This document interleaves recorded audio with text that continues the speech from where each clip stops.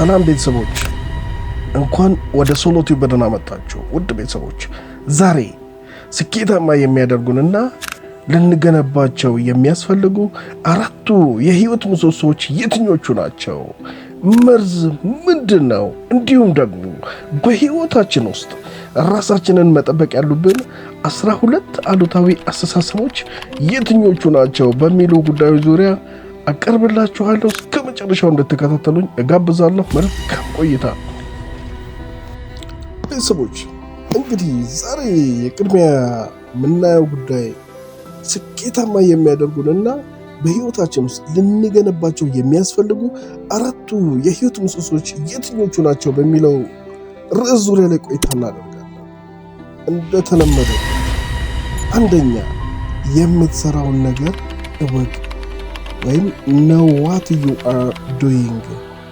ይህ መሰረቱ የሆነ የመጀመሪያ አምድ ነው። እንጨት ሳይሆን ቤት ለመገንባት ወይም እንጨት ሳይኖር ቤት ለመገንባት የተለያዩ ስነ ጥበቦች እንደሚያስፈልጉ ሁሉ ማንኛውንም ስኬት ለማምጣት ጥልቀት ያለው እውቀት ያስፈልጋል። ከእውቀቶች ሁሉ የበላይ ደግሞ ራስን ማወቅ ነው። ይህ ማለት ራስን፣ ኢንዱስትሪህን፣ አካባቢህን፣ ተጠያቂነትህንና ዓላማህን በዝርዝር ማወቅ ማለት ነው። ቤተሰቦች፣ የሚያውቁትን ማወቅ፣ የማታውቁትን ለማወቅ መጠየቅ ነው። ይህ እውቀት በመጽሐፍ ብቻ ሳይሆን በተግባራዊ ልምምድ በማሰስ በማጥናት እና በማጥራት ያድጋል ማለት ነው። እንደ አንድ መሪ ቢሆኑ እንዲሁም ደግሞ ቡድኖትን በደንብ መምራት ያስፈልጋል ማለት ነው። እንደ አታሚ ቢሆኑ የቀለም ንድፍ ሐሳብ መሰረታዊ እውቀት ያስፈልጋል ማለት ነው። እንደ አዳኝ ቢሆኑ የእጽዋት ባዮሎጂ መረዳት ያስፈልጋል ማለት ነው። እውቀት መንገዱን የሚያበራ መብራት ነው፣ በጨለማ ሩጫ አይደረግምና። እውቀት ስልጣን ነው የሚለው ታሪካዊ ሐረግ እዚህ ላይ ትክክለኛነቱን ያሳያል። የተማሩት ያሸንፋሉ፣ ያወቁት ያሸንፋሉ። እውቀት የሚሰጠው የመምራት ውሳኔ ለመውሰድ እና ተግዳሮቶችን ለማሸነፍ ትልቅ ኃይል ነው ማለት ነው። ስለዚህ በህይወታችን ውስጥ ልንገነባው ከሚያስፈልገን የህይወት ምሰሶዎች መካከል የመጀመሪያው የምትሰራውን ነገር እወቅ የሚለው ነው ማለት ነው። ሁለተኛ፣ የምትሰራውን ነገር ማመን፣ believe in what you are doing። እውቀት ብቻ በቂ አይደለም። በዚያ እውቀት ላይ ያለማግኘት የማይቻል እምነት አለ። ያንን እምነት መገንባት ያስፈልጋል ማለት ነው። ይህ አምድ ስሜታዊና መንፈሳዊ ግንኙነትን ከስራህ ጋር፣ ካለምከው ጋር፣ ለማድረግ ከወሰንከው ነገር ጋር ትስስር መፍጠርን ያሳያል ማለት ነው። በራስህ፣ በራእይህ፣ በምታደርገው ስራ ሙሉ በሙሉ መታመን ማለት ነው። ይህ እምነት የሚመጣው እውቀትህ ከመጀመሪያው አምድ እና ዓላማህን ከመረዳት ነው። ለምን ይህን እየሰራሁ ነው? ይህ ስራ ለሌሎች ሰዎች ምን ለውጥ እንደሚያመጣ አምናለሁ። በራስህ ካላመንክ ሌላ ማንስ ያምንሃል? እምነትህ በንግግርህ፣ በተግባርህ፣ በትግልህ፣ በማሳያህ ውስጥ ይታያል። ሌሎችን ለማሳመን የሚችለው የራስህ እምነት ነው። እምነት በአደጋ ጊዜ የሚያስተዳድርህ መርከብ ነው። እምነት ተራሮችን ሊያንቀሳቅስ የሚችል ኃይል ነው የሚለው አባባል እዚሁ ግቡን በጥሩ ሁኔታ ያገኛል። በራስህና በራእይህ ያለህ እምነት የማይታመኑ ነገሮችን ለማሳካት የሚያስችል መሳሪያ ነው ማለት ነው። ስለዚህ በህይወታችን ውስጥ ልንገነባቸው ይህ ከሚገቡ የህይወት ምሰሶዎች መካከል ሁለተኛው ምንድነው ማለት ነው? የምትሰራውን ነገር እመን ወይም believe in what you are doing የሚለው ነው ማለት ነው። ቤተሰቦች፣ እየተከታተላችሁ ስለሆነ በጣም አመሰግናለሁ። ሶሎ ቲዩብ የተለያዩ ማህበራዊ፣ ስነልቦናዊ፣ ለሰው ልጆች አስተሳሰብ ከፍታ ጠቀሜታ ያላቸው ጉዳዮች እየተነሱ ውይይት የሚደረጉበት ምርጥ ቻናላችሁ ነው። ቻናሉን አዲስ የሆናችሁ ቻናሉን ሰብስክራይብ ማድረጋችሁን እንዳትረሱ፣ ቪዲዮ ላይክ፣ ሼር ማድረጋችሁን እንዳትረሱ ይጠየቃል ማለት ነው። አመሰግናለሁ። ሶስተኛ የምትሰራውን ነገር ውደዱ። or love what you are doing። እውቀት አለ፣ እምነትም እንደዚሁ። አሁን ደግሞ ልብህን ማሳለፍ ግዴታ ነው። የምትሰራውን ነገር መውደድ ስራን ከግዴታ ወደ ደስታ፣ ከስራ ወደ እርከን የሚቀይረው አስገራሚ ኃይል ነው። ስራህን መውደድ ማለት በሚሰራው ሂደት ራስን መሳብ፣ ሙግትን፣ መጋነንንና በምትሰራው ነገር ሙሉ በሙሉ መሟሟት ማለት ነው። ችግሮችን እንደ እድሎች፣ ስራን እንደ ጨዋታ በሚያዩበት ሁኔታ ይፈጥራል ማለት ነው። ይህ ፍቅር በስራ ውስጥ ግላዊነትንና ትኩረትን ያመጣል። የምትወደውን ነገር ሲሰራ ሰው በጣም የሚወደውን ነገር ሰው ሲሰራ በጣም የሚያምርና ኃይለኛ ስኬትን ቀላል አያደርገውም። ወይም ደግሞ የምትወደውን ነገር ስትሰራ በጣም የሚያምርና ኃይለኛ እንደሆነ ታውቃለህ ማለት ነው።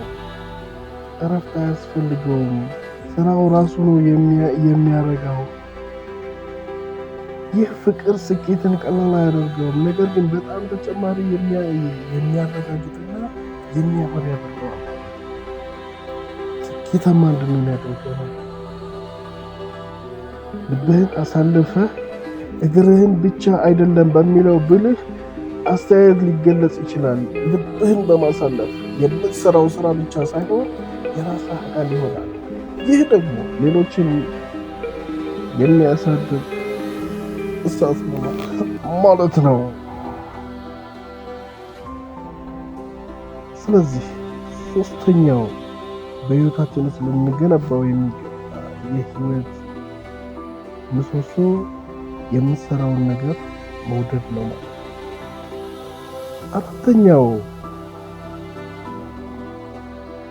አራተኛው ደግሞ ቤተሰቦች በምትሰራው ነገር ላይ ተስፋ never give up on what you are doing።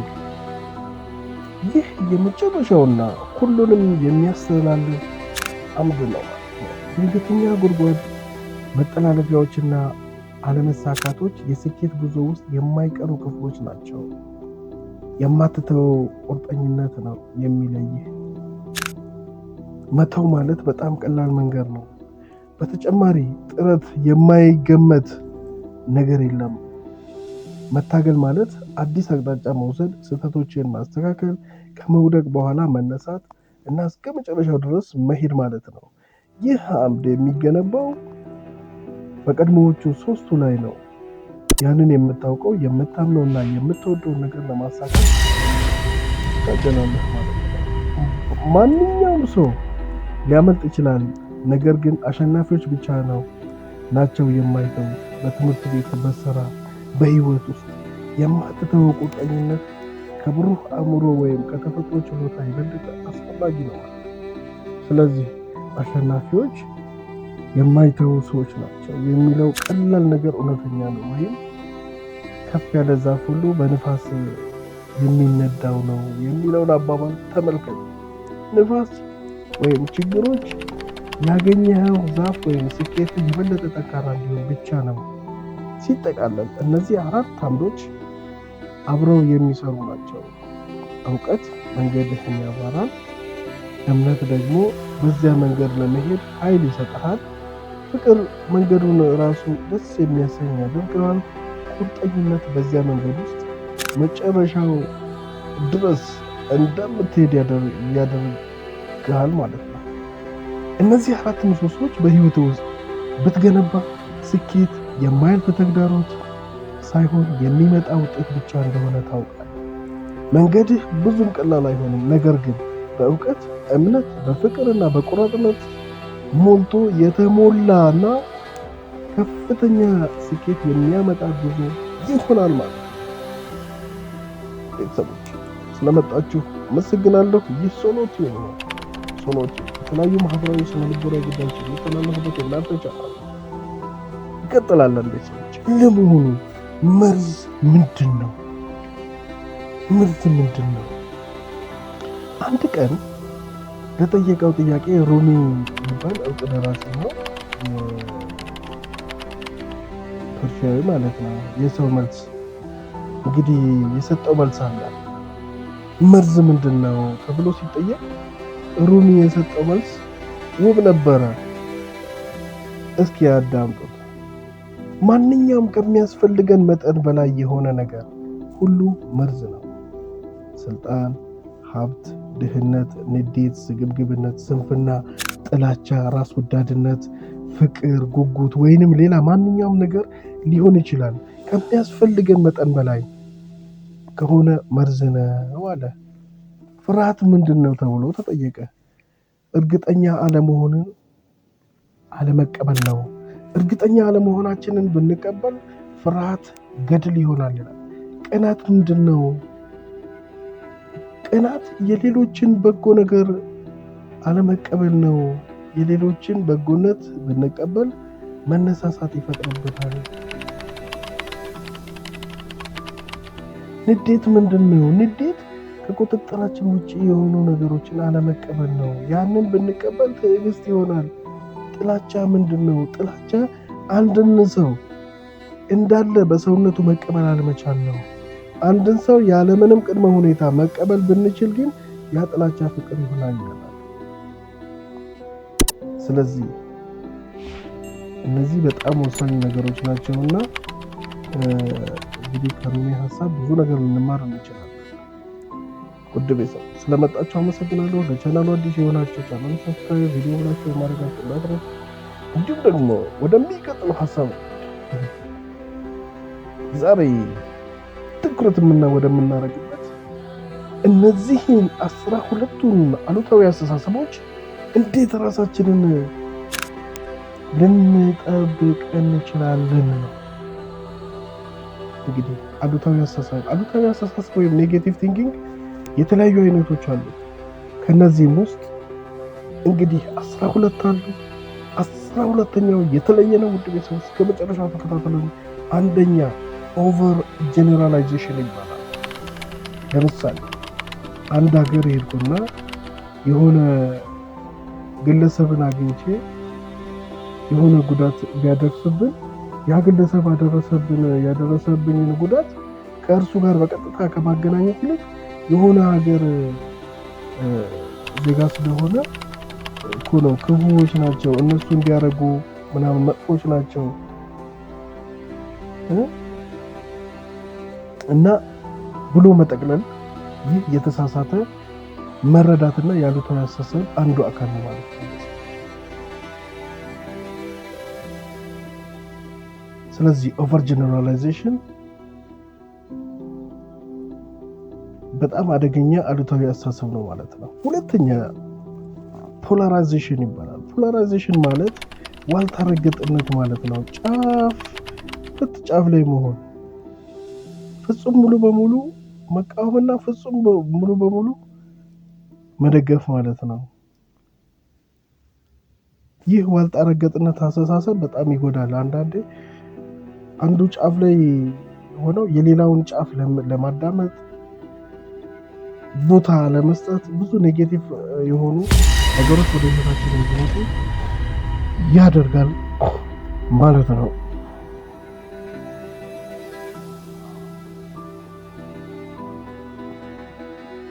ሌላው ደግሞ ቤተሰቦች ሶስተኛው ሜንታል ፊልተሪንግ ይባላል። ሜንታል ፊልተሪንግ ማለት ለምሳሌ በአንድ አዳራሽ ውስጥ 2000 ሰዎች በተሰበሰቡበት ስልጠና እየሰጠን ነው እንበል እና እያስተማርንና እያሰለጠን እያለ አንድ ሰው ብድግ ብሎ አዳራሹን ጥሎ ይወጣል። ማታ ቤት ስንገባ የቀሩትን 1999 ስለተማሩ ስለተደሰቱ ከኛ እውቀት ስለገበዩት 1999 ሰዎች ሳይሆን ጥሎ ስለወጣው አንድ ሰው ላይ ትኩረት የምናደርግ ከሆነ ይህ ሜንታል ፊልተሪንግ ይባላል ማለት ነው። ሜንታል ፊልተሪንግ በጣም ይጎዳናል። በሌላ ምሳሌ ላንሳባ። አንድ የኔ ቪዲዮ ከወጣ በኋላ ብዙ አስተያየቶች ይሰጣሉ። 1000 ሰው ጥሩ አስተያየቶች ተሰጥተዋል። ከእነሱ መካከል ግን አንድ ሰው ያልሆነ መጥፎ አስተያየት ሰጠ። አስተያየቶቹን አንብቤ ስጨርስ አእምሮ ውስጥ የሚቀረው ያ መጥፎ አስተያየት ከሆነ ሜንታል ፊልተሪንግ ይባላል እና ኔጌቲቭ ነገር ላይ ትኩረት ማድረግ፣ ከእነዚህ አሉታዊ አስተሳሰቦች ከአእምሯችን ተጠርገው መውጣት አለባቸው። ስለዚህ ከህይወታችን ውስጥ ልናስወጣ ከሚፈለገው ከ12ቱ አሉታዊ አስተሳሰቦች መካከል ሶስተኛው ሜንታል ፊልተሪንግ ይባላል። ሰዎች አራተኛ፣ ይህ የአሉታዊ አስተሳሰብ ዲስካውንቲንግ ዘ ፖዚቲቭ ይባላል። በዚህ መገለጫ ማንኛውም እኛ ያለንን ነገር ሁሉ እናጣጥለዋለን። ያለንን መልካም ነገር፣ ያለንን ተሰጧችን፣ ያለን ነገር ሁሉ የማጣጣል ጠባዜ ነው። ለምሳሌ አንዲት ሰው አንዲት ሴትን ቆንጆ ነች ካላት የእሷ መልስ ደግሞ ምን ዋጋ አለው? ቁንጅና ታጥቦ አይጠጣም ትለዋለች። ጥሩ ተምርሃል ከተባለ ሌላው ሰው ምን ዋጋ አለው ብለህ ነው? ትምህርት ገንዘቡ ያለው እንደሆነ ያልተማሩት ጋር ነው ይላል። የሚነግራቸውን ጥሩ አስተያየት ሁሉ ያጣጥሉታል፣ አይቀበሉትም። ይህም ዲስካውንቲንግ ዘ ፖዚቲቭ ይባላል።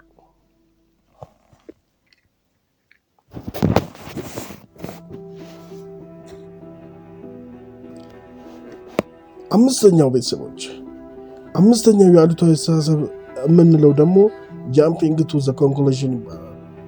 ለምሳሌ አንድ ሰራተኛ ስብሰባ ላይ ንግግር ያደርጋል። ንግግሩን ከጨረሰ በኋላ አንድ የሆነ ክፍል ኃላፊ የእርሱን ንግግር የሚቃወም የሚመስል ነገር ከተናገረ እንበል።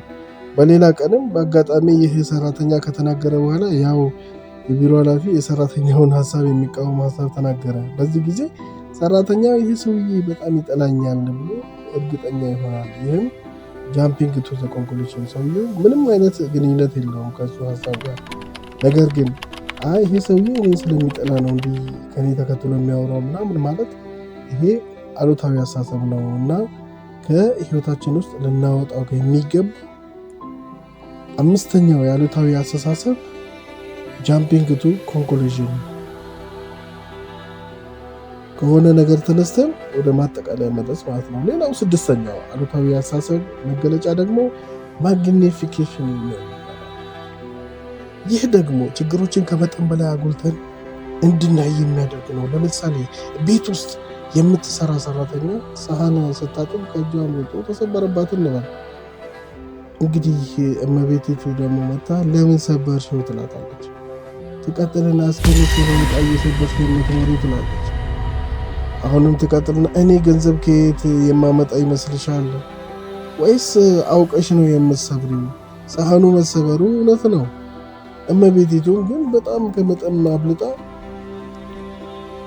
ታጉላዋለች። ይህ ማግኒፊኬሽን ነው። እንግዲህ እነዚህ ከአእምሯችን መጽናት ያለባቸው ነገሮች ናቸው።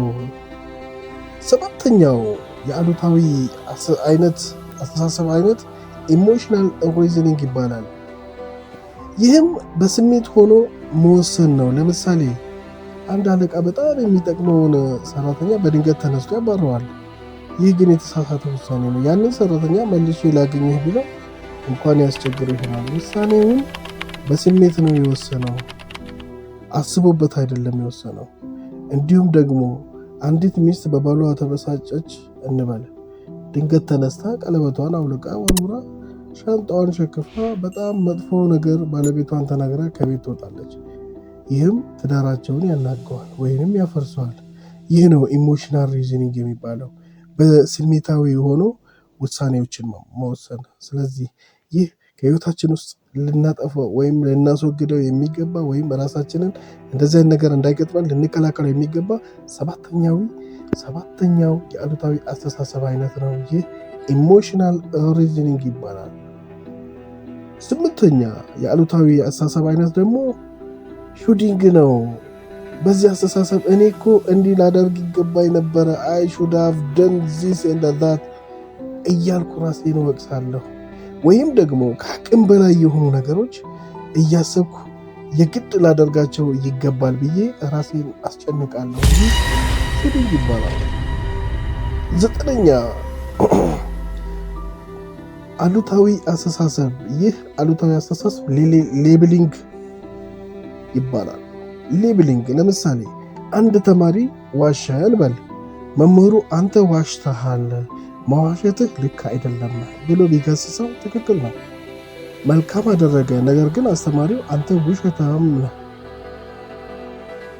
ካለው በተማሪው ላይ ስም ለጥፎበታል ማለት ነው። በቃ ሌላ ቅጥያ ስም መስጠት ማለት ነው። አስተማሪው ተሳስቷል፣ ይህ ሌብሊንግ ይባላል። እከሌ ሰርቋል መታረም አለበት ማለትና እከሌ ሌባ ነው ማለት በጣም ልዩነት አላቸው። በሰዎች ላይ እንዲህ ስም መለጠፍ ወይም ሌብሊንግ ይባላል። እነዚህንም ሁሉ ከአእምሯችን ጠርገን ማስወገድ አለብን። ስለዚህ ይህ ልናስወግደው የሚገባ አሉታዊ አስተሳሰብ ሌብሊንግ ይባላል ማለት ነው። 9ኛው 10ኛው ደግሞ ቤተሰቦች የአሉታዊ አስተሳሰብ አይነት ፐርሶናላይዜሽን ይባላል።